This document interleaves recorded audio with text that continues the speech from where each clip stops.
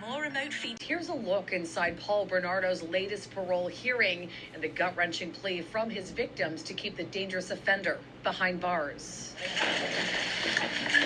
Back, please. Please get back. The families of murdered teenagers Kristen French and Leslie Mahaffey say they will never have peace of mind if their daughter's sadistic killer is granted freedom.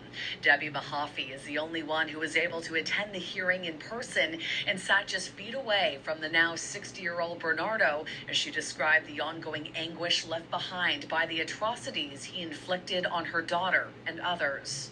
The biggest destruction of the peace and joy and hope in my life has been and remains Bernardo, she said. His loss of freedom does not in any way equate to or compare to the magnitude of all the irreversible losses, rational fears, and life-altering changes the families still experience. Leslie's younger brother also spoke for the first time since the trial decades ago. Ryan Mahaffey, now 40 years old, telling the parole board how Bernardo's actions haunt the simplest details of his life, including Father's Day, the day his sister was murdered. He also talked about the years of nightmares he suffered as a little boy and the fear of playing in his own yard, knowing that was where his best friend was ripped away. At times, the hearing was marred with technical issues, preventing Kristen French's mother, Donna, from being heard clearly as she talked about the 11,680 days she has now lived without her daughter. Each day, I'm not able to hug her, kiss her, tell her how proud I am of her, and how very much I love her. For a mother, that is an agony for which there are no words. No one can ever understand the pain and agony a family is going through, has gone through when they've lost a child, a mother, a father, a brother, uncle, an aunt, tragically in the way in which these young women were murdered, degraded, how Paul Bernardo, this beast, took away their lives because of his own selfishness. Parole hearing took place at the Medium Security Institution in Quebec after Bernardo was transferred there from a maximum security prison more than a year ago. The two-time convicted first-degree murderer and rapist told the board he's been in a delirium after spending nearly 30 years in solitary confinement, and since the move, his mind is clear. When asked, "Do you accept your status as a dangerous offender?" Bernardo replied, "At the time of sentencing, yes. Now I would say no." Bernardo's Wow, he's saying that he doesn't consider himself a dangerous offender after being in prison 30 years. This guy, he's got no conscience. Of course you're a dangerous offender. In his mind, what he did then has nothing to do with the person that he is today. And nothing could be farther from the truth. He's a sicko. Parole officer told the hearing that while he has adjusted well to life in the new facility, he believes Bernardo is overestimating his progress while underestimating the risk he presents. The French and Mahaffey families are also calling for a review of the parole process when it comes to inmates like Bernardo who have dangerous offender status. They say the regularity of these hearings every 2 years is agonizing for the victims. They're pushing for every 5 years. Shauna Hunt, City News.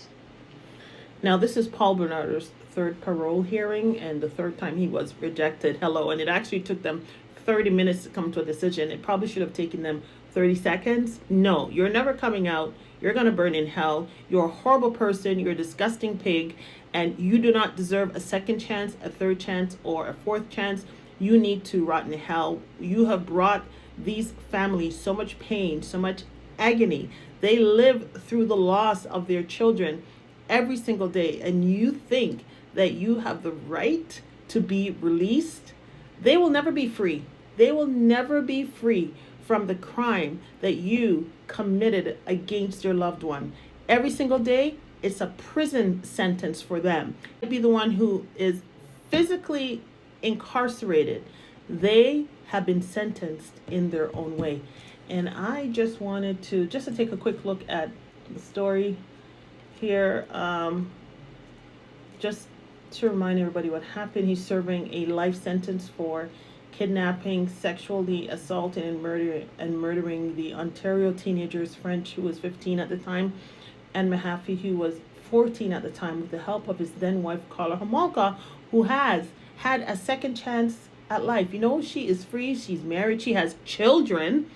In addition, she earned 2 degrees while in prison. How many of you out there wish you could get a free degree? The way in which our justice system operates makes no sense. Absolute no sense to any one of us that people who have been sentenced for horrific crime still have so much rights, so much freedoms. They still have the ability to get up every single day and live their lives while they have left these families in the dust who are grieving. Something needs to be done. I believe in capital punishment. Once you know 100% that the accused is the person, in fact, committed that crime, Paul Bernardo deserves death. Like, it's just a crazy time. And I remember just being very fearful myself. I was living in Scarborough for a short time, and I remember the TTC started allowing women to get off at whatever bus stop they wanted to get off at, as close as possible to your home, so that you didn't have to do a long walk home because this madman was on the loose, and we were all on pins and needles. I was very nervous. I didn't want anybody walking behind me. I didn't want to be out late at night, but I did work as well. So it was just a very difficult, scary time, and I just want to give kudos and shout out to the TTC for implementing those measures to make women feel a little bit more safe, safer. I mean, we still didn't feel safe. I mean, I remember always like punting it home, running, moving really quickly because I did not want to be alone on those streets. And this is what happens when you have a serial killer loose. You're just never the same. You are completely nervous. You're living your life every single day on pins and needles just because you're worried, will I be next? What's the profile of his victim? Who he's looking for? It could have been you, it could have been me, it could have been my sister, it could have been your auntie.